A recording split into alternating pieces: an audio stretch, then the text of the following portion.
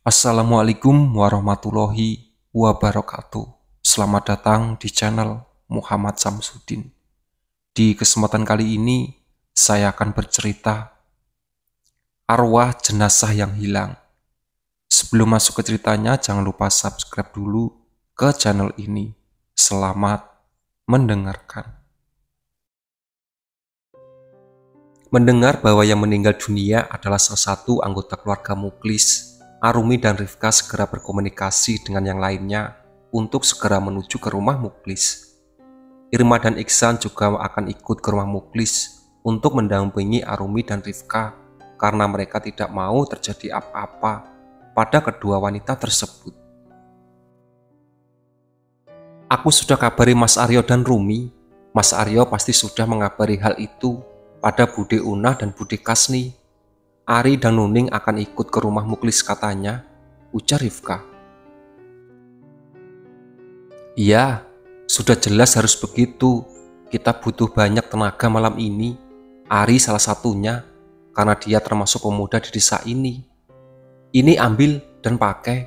Titah Arumi seraya menyerahkan masker but ke tangan Rifka. Malam ini usahakan agar wajah kita berdua tidak boleh terlihat oleh siapapun. Kita bahkan akan katakan pada yang mengenali kita secara dekat untuk menyebut nama kita di tengah-tengah upaya yang kita lakukan untuk menggagalkan pencurian jenazah Bu Bulik Rasinah. Iksan dan Irma hanya bisa saling mendengarkan rencana yang disusun oleh Arumi dan Rifka saat itu. Mereka tidak berani menyeka karena tidak tahu kedua wanita itu akan melakukan apa. Mereka segera keluar dari rumah lalu berjalan menuju ke arah Jalan Sadewa, tempat di mana jenazah almarhumah Rasinah akan ditempatkan. Hendi dan Aryo tampak sudah menunggu kedatangan mereka berdua. Maimunah dan Kasmiati baru tiba akan langsung bergabung sama Iksan dan Irma menuju rumah duka. Ari dan Nuning diberi tanda untuk mendekat oleh Arumi. Ari ikut bersama Hendi dan Mas Aryo untuk bergabung dengan pemuda-muda lainnya. Ikuti arahan dariku sepenuhnya. Setelah aku dan Rifka selesai mengurus jenazah almarhumah Bulik Rasinah, ingat peringatan yang lain untuk jaga jangan pernah menyebut namaku dan Rifka dalam keadaan genting sekalipun. Kami berdua akan selalu ada di belakang kalian, para pemuda, ketika pengejaran yang kami arahkan berlangsung, ujar Arumi. Nuning akan bertanggung jawab untuk mengawasi proses pemandian jenazah sampai selesai. Dia akan ada di sana sampai jenazah almarhumah Bu Rasinah selesai dikafani, disalatkan, dan siap untuk dikebumikan. Karena pada saat ketiga hal itu terjadi, aku dan Rumi akan ikut mengejar makhluk yang mencuri semua jenazah warga desa ini sampai di tempat di mana dia seharusnya menyimpan jenazah itu. Kamu paham kan, Ning? Tanya Rifka. Iya, Rif. Insya Allah aku paham, jawab Nuning. Tatapan Arumi kini beralih pada Hendi. Hendi mendekat padanya dan terlihat begitu tenang. Sudah mempersiapkan yang aku minta lewat telepon tadi? Tanya Arumi. Sudah semuanya. Tadi Bapak membantuku melengkapi beberapa hal yang kamu minta itu, dan diiringi dengan kecemasan ibu atas rencanamu malam ini untuk menggagalkan usaha pencurian jenazah almarhumah Bu Rasinah. Tapi aku harus meyakinkan mereka bahwa tidak ada jalan lain yang bisa ditempuh jika keadaan desa ini ingin dikembalikan seperti dulu. Inilah jalan satu-satunya yang bisa kita tempuh bersama-sama, jawab Hendi. Oke, kalau begitu aku dan Rifka akan mulai sekarang. Jenazah almarhumah Bulik Rasinah tampaknya sudah siap akan dipindahkan ke tempat mandi jenazah, ujar Arumi seraya mengusap pelan pipi kiri Hendi sebelum meninggalkannya. Hendi segera kembali ke posisinya untuk mengarahkan para pemuda yang sudah berkumpul pada satu titik di dekat rumah duka.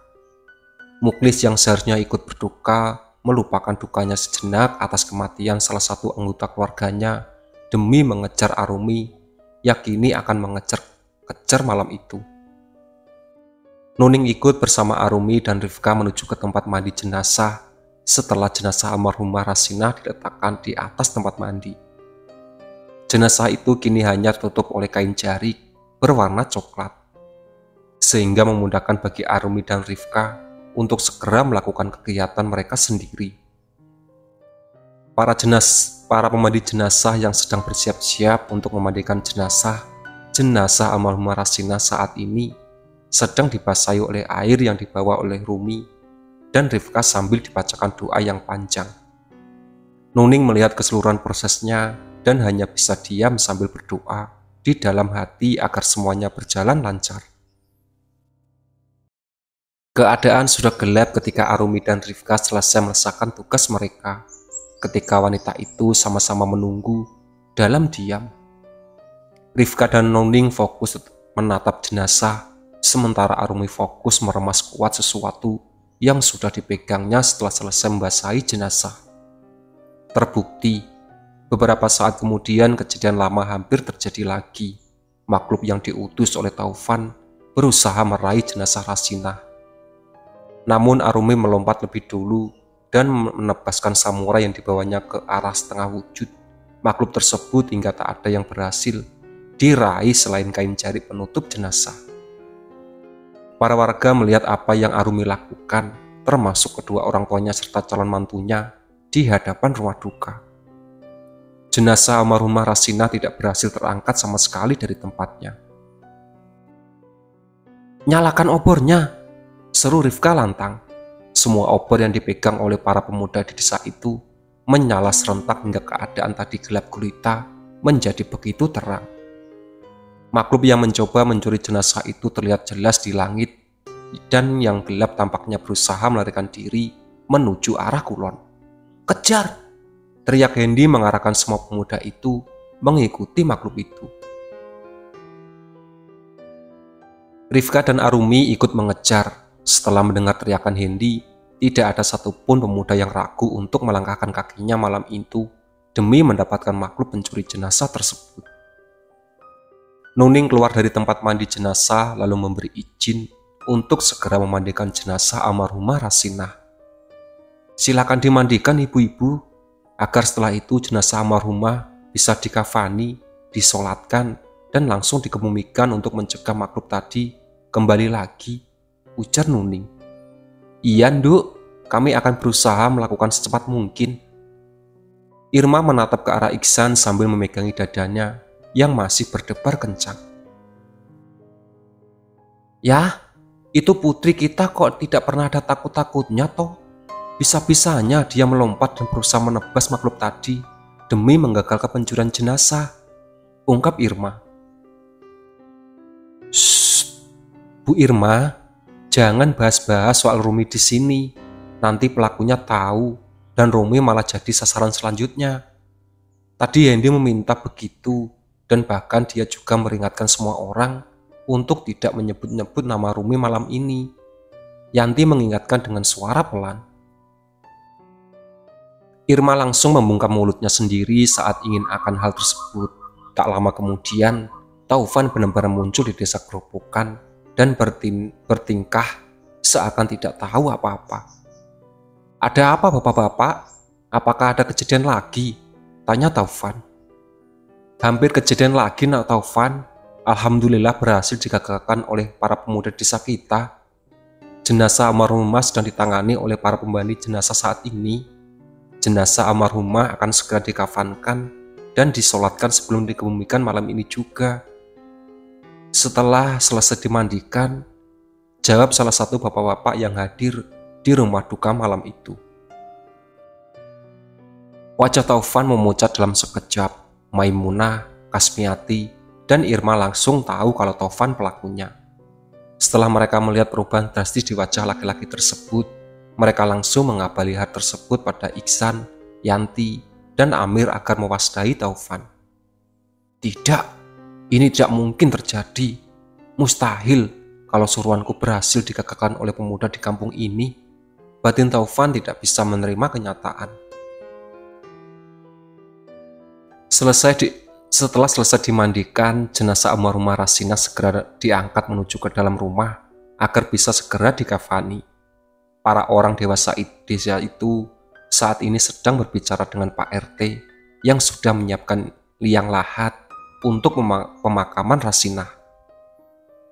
Pihak keluarga jelas bersedih begitu dalam atas kematian mendadak Rasinah yang alami.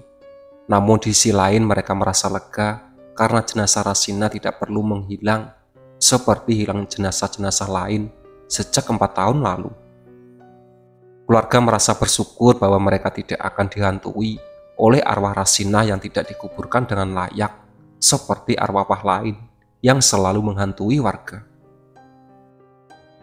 Insya Allah semuanya akan berjalan lancar kali ini, Pak RT.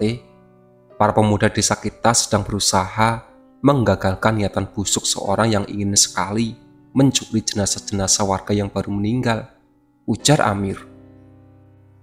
Semoga saja ini adalah awal mula kembalinya ketentraman di desa kita, Pak Amir. Semoga saja jenazah-jenazah yang menghilang sejak 4 tahun lalu segera bisa ditemukan dan dikemumikan agar tidak ada lagi arwah-arwah yang bergentayangan di desa ini. Kita semua jelas perlu menjalani hidup normal sehingga ingin semua segera berakhir, tanggap Tristo, ketua RT terpilih di desa itu setelah almarhumah Mutadi meninggal. Sebaiknya kita sama-sama berdoa, Pak RT. Semoga keadaan benar-benar akan kembali seperti dulu lagi dan tindakan-tindakan gila seperti pencurian jenazah itu akan segera berakhir. Keluarga mana yang mau jenazah anggota keluarganya hilang tanpa jejak sampai bertahun-tahun dan arwahnya menjadi penasaran? Akibat jenazah tidak bisa dikebumikan dengan layak, jelas tidak ada yang mau hal itu terjadi. Itu adalah hal terburuk yang pernah terjadi pada orang meninggal, tidak mendapat kejelasan, tidak mendapat penguburan yang layak. Semuanya bisa diterima dengan akal sehat ketika jenazah hilang tanpa jejak, ujar Maimunah. Itu benar, maka dari itulah mulai sekarang tidak ada lagi yang perlu takut keluar saat malam hari tiba. Mungkin itu kunci agar makhluk pencuri jenazah itu tidak akan berani menampakkan dirinya di tengah-tengah pemukiman warga, pikir Tristo. Para pemuda desa itu tidak berhenti mengejar makhluk pencuri jenazah yang saat itu terlihat jelas melayang-layang menuju ke arah kulon, seperti yang pernah dikatakan oleh arwah Joko ketika mendatangi Arumi dan Hendi. Puluhan pemuda di desa itu benar-benar tersulut emosi saat tahu kalau jenazah-jenazah warga di desa itu ternyata dicuri oleh makhluk suruhan seseorang. Mereka benar-benar tidak lagi peduli tentang siapa yang pemimpin pengejaran malam itu. Ini terbesar bagi mereka adalah mendapatkan di mana makhluk itu akhirnya akan berhenti. Karena di sanalah kemungkinan bahwa jenazah-jenazah warga yang pernah menghilang secara misterius berada. Hendi dan Badrun tampak memimpin pengejaran di bagian depan, sementara Aryo dan Ari ikut di belakang Samsul dan Junaidi. Surti yang baru saja akan pergi ngelayat ke rumah Muklis mendadak berhenti melangkah ketika melihat para pemuda mengejar makhluk beramai-ramai sambil membawa obor. Ia bahkan bisa melihat keberadaan putranya di tengah-tengah para pemuda yang mengejar makhluk itu bersama teman-temannya. Rumi mungkin membukakan jalan bagi pemuda itu untuk melihat sendiri makhluk yang mengejar dikejar. Hanya saja, makhluk apa sebenarnya? Gumam Surtin. Rifka menatap ke arah Rumi sambil terus berlari mengikuti arah pengejaran. Diam-diam, ia memperhatikan samurai yang berusaha disembunyikan oleh Arumi di balik jaket hitamnya. Kamu tidak bilang kalau akan membawa samurai itu, ujar Rifka. Aku hanya berjaga-jaga, Rif. Aku tidak memprediksi juga kalau makhluk itu tetap akan mencoba meraih jenazah almarhumah Bulik Rasinah. Untung saja yang terambil hanya kain jaringnya, tidak dengan jenazahnya, saut Arumi. Ya, kamu benar.